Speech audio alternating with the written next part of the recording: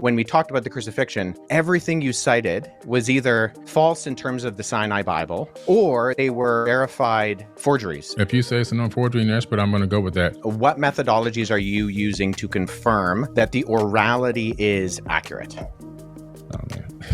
This is the 1,000-yard stare when you realize that you're all done here. If you want to be like Huff and destroy on stage, there's your strategy in a nutshell. Anybody can do this. The debate that Billy Carson does not want you to see is out. Now, the question is, how bad is it? Does Carson handle himself well, or is this going to be an absolute bloodbath? I was in San Diego at the EPS conference when news broke that this debate took place, and then folks were saying that it just immediately disappeared because Carson was actively suppressing its release. Well, the wait is over. Someone who used to work with Carson released a portion of this debate, and we're going to jump right into it. But before we go any further, welcome back to Wise Disciple. My name is Nate, and I'm helping you become the effective Christian that you were meant to be, which entails understanding how to handle folks who make challenging claims to the Christian faith. Make sure to like, sub, and share this one around, but only if you find it useful. All right, here we go. If you want to, I guess, go first, Billy, as to how you came about, like the findings where it seems that Jesus was not crucified, or that's not accurate. The statement is according to the Sinai Bible. Okay, according to the Sinai Bible, Jesus wasn't crucified in that Bible. That Bible predates the King James Version of the Bible. The text there actually is about 12 to 14,000 differences between the Sinai Bible and the King James Version of the Bible, which came much later. And then also one of the things that were interesting is that they discovered the book of Jesus' wife, which is at the Harvard Seminary. According to some scholars, it's a little controversial, but they claim that this is an accurate record that Jesus may have even been married, which then, adds more, if that's true, it adds more to the hypothesis that maybe he wasn't crucified. Yeah. So this is interesting. Carson makes reference to the Sinai Bible. I'm not really familiar with that. I've heard of ancient texts that have been discovered archaeologically, but not the Sinai Bible. And even then, the ancient texts of the New Testament that we do have, they don't deny a crucifixion account. So I don't know what he's talking about, which is fine because this is not actually my field. I think I took one semester of this in school. What I find a little odd is Carson made reference to the King James Bible, okay? In other words, he's saying that the Sinai Bible is older than the King James, as if that's significant. It isn't significant because before the King James translation, there was the Latin Vulgate and Textus Receptus, Well, and then also the Septuagint, right? So in other words, the King James Bible is not the first Bible to come into existence. But Billy Carson appears to suggest that it's some kind of initial text for Christians, and it's not. So let's see how Huff responds. I really appreciate the fact that you seem to have investigated to a certain degree some of these facts. Do you mind if I ask a clarifying question? Sure. When you say the Sinai Bible, what are you referring to specifically? It's the biblical text that was written. It made it into you can actually look it up on Amazon. It's a Bible I have a version at home.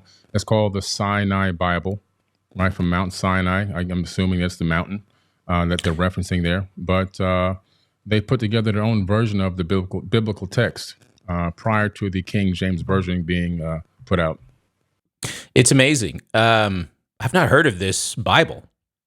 I'm familiar with the previous portions of Scripture that I mentioned, but this is new to me. I'm trying to place it, and I don't know what he's talking about. Sure. So, when you refer to the Sinai Bible, would you be referring to Codex Sinaiticus, like the codex that comes? Okay, that's why I was trying to get some clarification because so you can actually go and see Codex Sinaiticus is at the British Library. So you can go and see it. It's on display. And the British Library has actually digitized the entire manuscript.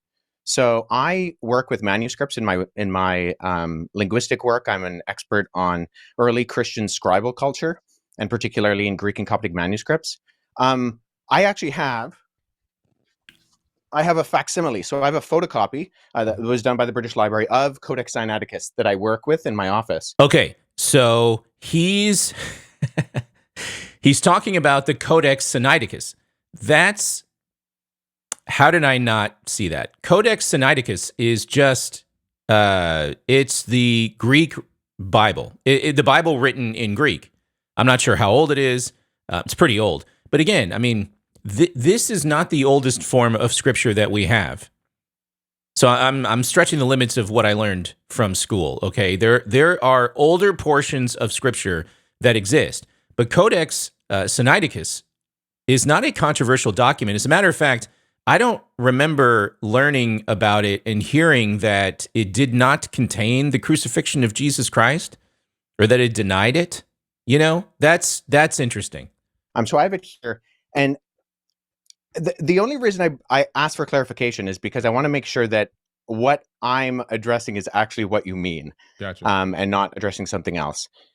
Because the Codex Sinaiticus in particular is just it's a 4th century Greek manuscript. Mhm. It comes from approximately between 325 and 350 AD. And its text of the Gospels reads almost identical to the modern Greek text that we develop translations from. So my curiosity is just simply in kind of exploring when you say that it denies the crucifixion or that the crucifixion isn't there. I mean, I can go on right now, Codex Sinaiticus, and I can look up the end of, say, Matthew 27, where it has Jesus being crucified. And that's in Codex Sinaiticus, or, the John 19, or any of the other ones. So I think my confusion is that it doesn't read any differently. So actually, are you able to pull up a website with the viewers are? Where was that I piece found discovered? the text where I was referencing. Actually, I was misquoted. I misquoted there. It's the Gospel of Barnabas. Okay, that's a win for Huff. You know, that's good for Huff. And notice what Huff did, because this is what you should do when you engage someone like Carson. Huff asked one clarification question and then made one important observation. And had this been a formal debate, this would have been accomplished across 2 segments of debate, one in cross and the other one in rebuttal. So Huff asked about what Carson meant by the Sinai Bible. So that's the cross-examination question. And then he pointed out that Codex Sinaiticus does contain the crucifixion account. And there's the rebuttal, And look what happened. Carson corrected his statement, and now his credibility is undermined. And there's your strategy, ladies and gentlemen. Again, if you want to be like Huff and destroy on stage gently, because as Christians, we are not called to be jerks. We're called to destroy ideas and every lofty opinion raised up against the knowledge of God. Amen. But there's your strategy in a nutshell with someone like Carson. Because Carson purports to be an expert in this field of study. Great. Attack his expertise and the rest of it crumbles, right? There's your move as a debater. If your opponent puts themselves out there as some kind of an expert in a certain field of study, so R and Raw actually did this to Mike Jones of Inspiring Philosophy, and Mike did the same thing. He went after Raw's credibility as a purported expert. That's the right play. That's your move in this kind of situation. And Huff is doing that right now. And what? In a matter of 3 minutes, Carson's already bleeding. Copies of. One is in Italian and one is in Spanish. We see right off the bat that the Gospel of Barnabas, not to be confused with either the Epistle of Barnabas or the Acts of Barnabas, which are 2 apocryphal documents from the 2nd century, but the Gospel of Barnabas in particular, we know it's a forgery because it does things like in chapter 92, it says that Jesus spent 40 days on Mount Sinai, and then he came to the Jordan River and he walked to Jerusalem.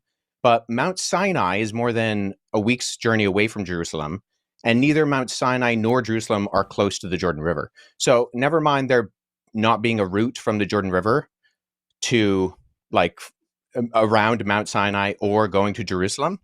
But there are internal problems with the Gospel of Barnabas, which indicate that it shows no actual indication of evidence of coming from or even having knowledge of first century Jewish understanding. It actually says Jesus is the Christ, but not the Messiah, which indicates that whoever the author is, he didn't know that those were the same words. And I think a bigger problem is that the Gospel of Barnabas actually paraphrases Dante's Inferno, which was written in 1314. So there's a lot of internal evidences that disqualify the Gospel of Barnabas, never mind the fact that we don't have any evidence of it prior to the 14th century, and none in any other language other than Middle Age Italian Italian and Spanish. So again, if you're keeping track, Carson claimed that Codex Sinaiticus did not contain the crucifixion of Jesus, that it actually denied that Jesus was crucified. And then Huff said, no, it's right in there, just like our current Bibles. And then Carson said, oh, I misspoke, guys.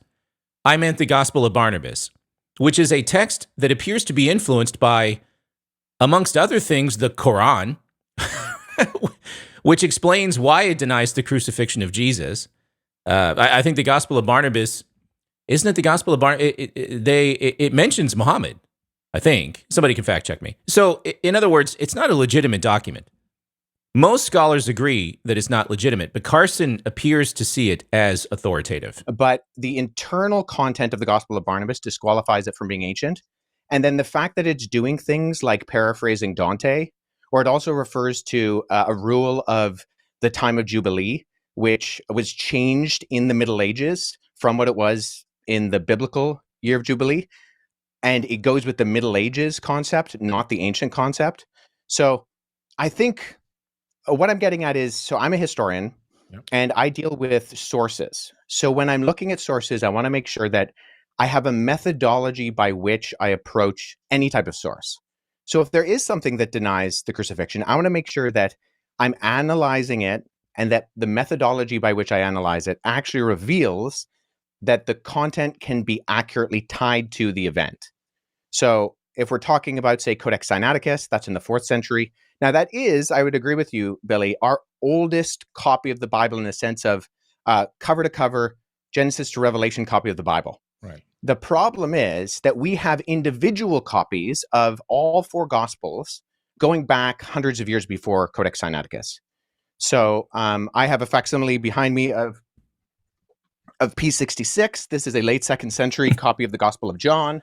I work with this particular manuscript. I can just show the screen right here. This is an almost complete copy of the Gospel of John. And it Is that the has the papyrus crucifixion. by any chance? Yeah, That's so where did I papyrus see is just the what it's made out of. So material it's on. I got that from Chat GPT, by the way. Yeah, Sorry, so guys, I'm just I trying can to sound actually- smart for a second. I have that papyrus at home. Oh, that's Yeah, so I'll show you this. So the documents you actually see on my bookshelf behind me are facsimile papyri that I've made. So when I was in Egypt last summer, I went and I got made for me some papyrus sheets. So what Huff is doing now is he's comparing bona fides. Okay, Carson, you're a purported expert. Huff is actually an expert, and he's giving his bona fides for the audience right here, which is important because apparently many people are swayed by the things that Billy Carson has said in the past. If I remember this correctly, Carson has been on Rogan, right? On Andrew Schultz. He's been on Valuetainment, Patrick Bet-David. And none of those guys, which I don't blame them at all, but none of them challenged Carson the way that Huff is doing right now. And again, you don't have to have some advanced education or degrees in order to do what Huff is doing, in order to be this effective. You just have to know how to ask the right kinds of questions. Anybody can do this. That's it. And you can be just as devastating as Huff is being right now against Carson. The only hesitation I have with what you said, Billy, is that we have single copies of the Gospels that can be dated to the 2nd century that all do have the crucifixion. And so if we're relying on something like the Gospel of Barnabas, which is not just like, it's not that there's debate about it, it's that it's a known forgery. I mean, no one's referring to the Gospel of Barnabas as anything other than. If you say it's a known forgery and you're an expert, I'm going to go with that. Let's talk about the Old Testament a little bit. Folded again. Crumbling like a house of cards. Bleeding out of the artery at this point. You know? This was a major talking point for Carson, right? The Sinai Bible denies the crucifixion, guys. Except, wait a second. It's Codex Sinaiticus. And even then, it's not Codex Sinaiticus. It's actually the Gospel of Barnabas, you know? And, oops, the Gospel of Barnabas is a known forgery. So he's got nothing left. And at the end of all of this, he says, okay, I'll go with that. You know? Okay, you're losing the debate then. Not the whole thing, right? The whole thing. So who knows what happened in the full hour or however long this was. This is only just a few minutes of what was put up by somebody that used to work with Carson. But from what we're seeing so far, this is what is known technically as a bloodbath. You know what I mean? And now I think we understand why this cannot be found in its entirety. Why nobody can see the full debate.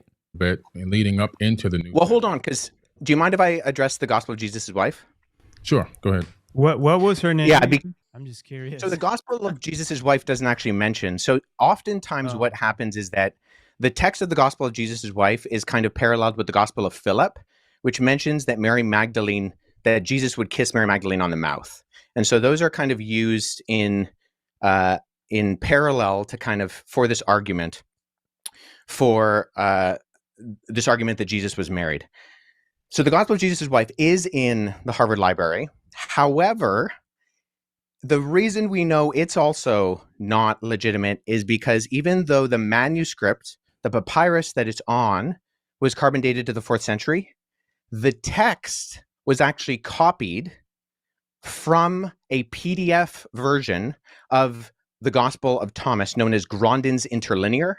And there was a mistake in the Coptic text of Grandin's Interlinear that was copied into the Gospel of Jesus' wife. So we know that this is not a legitimate document, even though the papyrus is ancient, and this happens a lot with forgeries. I have a couple of friends who have actually worked on projects that have revealed forgeries within Dead Sea Scroll manuscripts and within other ancient Christian papyri. But the reason why we know the Gospel of Jesus' wife and that Karen King, who kind of vouched for it and she lost a lot of credibility, unfortunately, for her, and she's admitted that it's a fake as well, was because we can tie it directly to not copying from an ancient text, but actually copying from an online version of the Gospel of Thomas in a PDF form. And the mistake on that PDF form was copied into the text that was borrowed in the phraseology of Jesus' wife. What part of Canada is Huff from? I'm curious. I'm detecting a Canadian accent. So let's talk pure strategy here, because what else can I say to help Huff here? He's just low key slaughtering Carson. And by the way, this is what it looks like to be respectful, to be Christ-like, and to destroy arguments and every lofty opinion raised up against the knowledge of God. Okay, so take special note of Huff here. He's doing a fantastic job. Absolutely stellar. If you like this kind of stuff, I just subscribed to him. You should go check out his channel for more stuff like this. I'm going to put a link to his channel below. So here's the strategy. Huff knew that he wanted to talk about the Sinai Bible, right? Codex Sinaiticus, the denial of Jesus' crucifixion, and the Gospel of Jesus' wife. He knew he wanted to address these things going in, and so he prepped for it ahead of time. Before they pressed record on this particular meeting, he prepped for this. How do I know that? Because that's what any good debater would do. And look, this is his field anyway, so it's not like he had to go learn a bunch of new things, you know what I mean? He just had to bone up on what he already knew, like as he's pulling stuff off his shelf, you know what I mean? So it's already there. But he just boned up on what he already knew so that he could be ready for when this moment came. And what he did was he asked a series of very specific questions that took the conversation to the very things that he wanted to focus on, and that put him in a position to start cooking. It allowed him to speak knowledgeably about all of these issues and then to challenge Carson's credibility, and he's pulled it all off masterfully. This is chef's kiss. This is what it looks like, ladies and gentlemen, to challenge someone who claims to be an expert, but actually isn't. To challenge their expertise by asking them pointed questions that reveals their errors, and then provide substantive rebuttal. That's it. That's what this looks like. So I just point that out is, once again, with our sourcing, I think we need to make sure that we're going towards not just early sources, but actually credible sources. And unfortunately, neither the Gospel of Barnabas nor the Gospel of Jesus' wife are credible sources in terms of actually, and agreed upon by not just the vast majority of scholarship, but I don't know anybody in the field of papyrology, paleography, historiography, who actually refers to these documents as being legitimate. That's fair enough. I can respect that. So, okay, I can respect that. Can't provide a substantive response. So now what Carson's going to do is he's going to change the subject, right? He's going to just move on to something else that he believes gives him better footing. If you are in this situation, call that out, right? So, hey, I noticed you're changing the subject. I'd love to address this new subject with you, but could we spend a little bit more time on the original issue? I'd just like to hear more of a response from you, okay? The Gospel of Jesus' wife is a known forgery. You seem to rely on it. Does this change anything for you now? Same thing with the Gospel of Barnabas. Are you going to retract your claim now that you realize that it's a forgery? they were seated here by Pleiadians. This is their verbal handed down history for thousands of years. And I can go around the world and I can come up with all this information from all these eyewitness accounts from people that should be respected, dignified, and shouldn't be scoffed. And that we're now saying that all this information that they put forward, all their verbal handed down history, all their written history, that's got to go to the side because this one text is 1,000% accurate. Sure, but so my question is, most of that is oral history, correct? Oh, it's all oral history, even the Bible. Okay, so when we're engaging with oral history, what methodologies are you using to confirm that the orality is accurate? Oh man.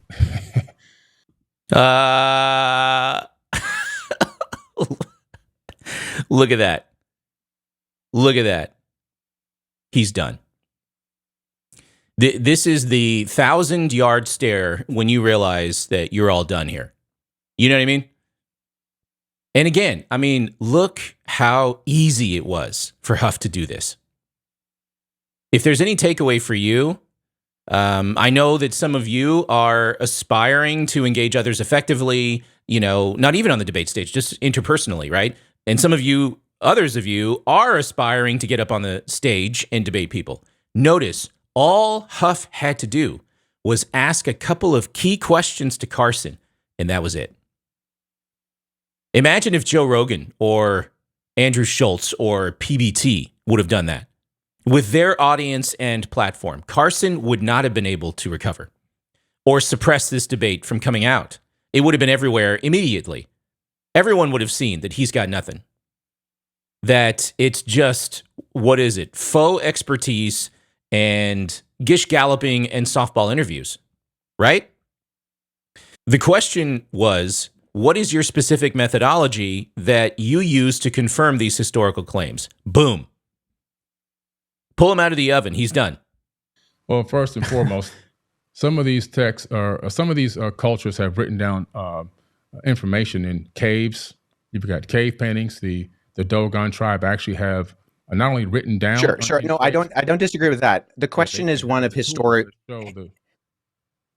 Sorry, I didn't mean to interrupt you there. The question is one of methodological analysis. So you have to have a method by which you can find either that something is falsifiable or that there are avenues by which you can show internal and external accuracy of credibility. So this is what we do with documents. This is what we do with the ancient Gospels. This is what I do. I've worked on Xenophon and Plutarch, and we look at the internal evidences and the external multivalent corroboration to try to figure out, okay, yes, we have all these stories. Great. I don't deny that. But as a historian, as someone who's trying to figure out what is accurate, how do you know if I use the term verisimilitude, do you know what that term means? No, but I can tell you this. Tell me. Oh, man. Oh. This is as bad as it gets. I mean, you know, there's crazy where someone gets up and demands that James White drinks antifreeze. Crazy, you know what I mean? But this is awful. Verisimilitude is just a highfalutin word that refers to the appearance of truth. Anyway, notice also Huff is, you know what he's doing? He's framing the discussion for the audience around the proper ways to understand this topic, right? So again, this goes back to what you've heard me say many times on this channel and in these videos, which is laying a framework. Huff is doing it here. And he's doing it all at the same time. You know, he's, number one, he's destroying Carson's credibility while at the same time establishing his own bona fides, his own credibility, while also helping the audience understand how they should be thinking through this entire issue. This is masterclass level stuff, guys. Very well done for Huff. Very well done. He is not a person to be trifled with on the debate stage. See how the Dogon tribe saw Sirius B, knew the orbit of Sirius B, a trinary star system, accurately, and can show you the orbit with a special tool that they made that was given to them by these people. How do they know the shapes, the sizes, the colors, and the orbital pattern of all these planets in our solar system and other star alignments that they would use to have something called the Ziggy and planet and their own harvesting? And so notice Carson has changed the subject and not answered the question. The question was, what is your methodology to confirm historical claims? Carson has decided to not answer that question, and now he's just asking his own question. Again, this should be called out. Carson should answer the original question before moving on to something else. By the way, I'm not sure if this is clear so far in the debate, but Carson has been annihilated. At this point, Huff is, he's just batting him around, you know, like he's a little tiny bunny rabbit inside Huff's big bear paws. You know what I mean? So planting and so forth and so on.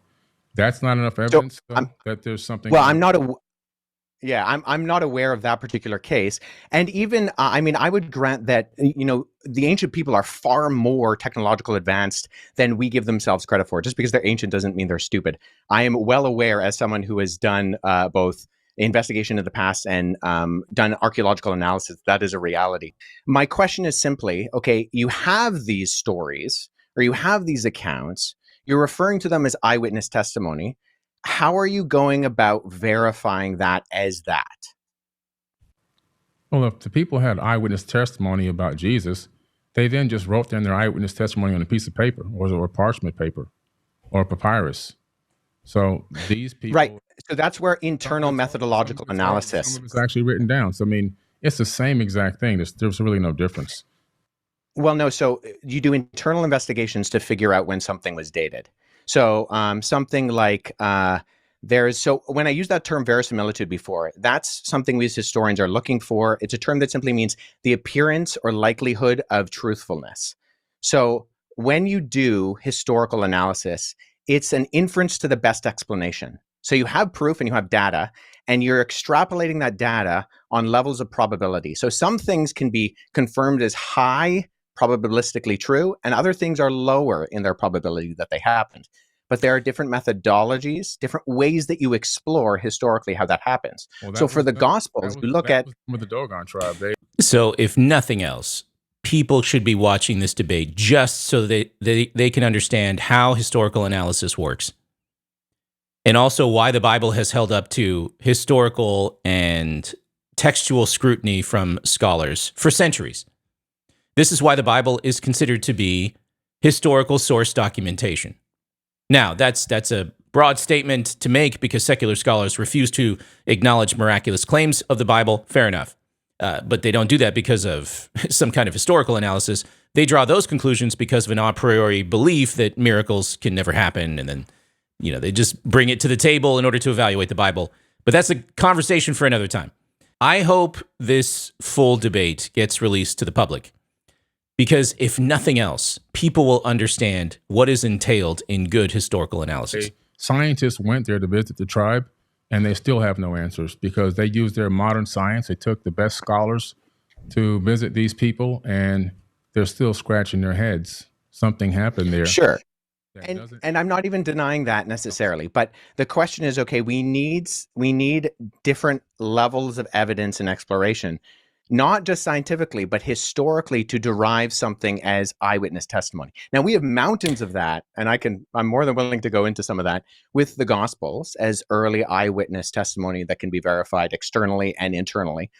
But nonetheless, the only reason I ask, Billy, is because I've listened to a fair amount of your content, and I'm unaware of the methods that you use to try to discern between what is an accurate source historiographically and an inaccurate source historiographically. Well, Does that make sense? I use getting in an airplane and traveling to these places, doing my own research, talking with the indigenous cultures, and researching as much of the text that is available that I can possibly find. Okay. Okay, so I'm my own method. My method is getting on an airplane and using my eyes to look at stuff. That's that's two things at the same time. That's Carson doubling down on his own expertise while at the same time proving that he has no expertise. Therefore, why should we take this person seriously? So I don't dispute that, and I do believe you have done that. But I mean, even from what we've talked about, so you've researched the text, but when we talked about the crucifixion, everything you cited was either, and I mean with all due respect, false in terms of the Sinai Bible, because Codex Sinaiticus is just a 4th century Greek manuscript of the Gospels that we have today, or they were verified forgeries in terms of the Gospel of Jesus' wife and the Gospel of Barnabas. You may be right on that particular part of the topic, but like I said, that's less than 0.1% of the information that In other words, you busted me. I don't know what I'm talking about, and I've made up claims. But I've said other good stuff, guys. So even though my credibility and faux expertise has just been obliterated on social media, you can still trust everything else I say. Nah. We're good. We're good. Huff has just done yeoman's work in exposing Billy Carson. And I'd say he did all of that by being a well-prepared beast of a debater. He obviously came prepped. He knew what he wanted to hit with Carson, and he just went at him with strategic leading questions and then just followed up with substantive rebuttals. Brilliant. Okay, let's see more debates from Wes Huff. You know, the internet space needs somebody like him. Amen. All right, now it's your turn. What did you think of this bloodbath, or I should say debate? Did Billy Carson win, or did Wes Huff, in your opinion? Let me know in the comments below. I'd love to get your thoughts. Hey, if you liked this video, then you're going to love my debate series. Principal filming is complete, and it will go live hopefully very soon. We're going to track the principles of good debate. We're going to track philosophy of winning, all that stuff, and more. So check back here for that announcement. I think it's going to bless you tremendously when it goes live. The way to get sneak peeks, by the way, to the debate series is to jump over to my Patreon community right now and join my Zooms with top supporters, because we're previewing the various episodes as they are being edited. Also, you can get access to videos like this before they drop on YouTube. You can also see exclusive live streams. You can even read the Bible with me. Definitely check out the link to the Patreon below. Hey, I'll return soon with more videos, but in the meantime, I'll say bye for now.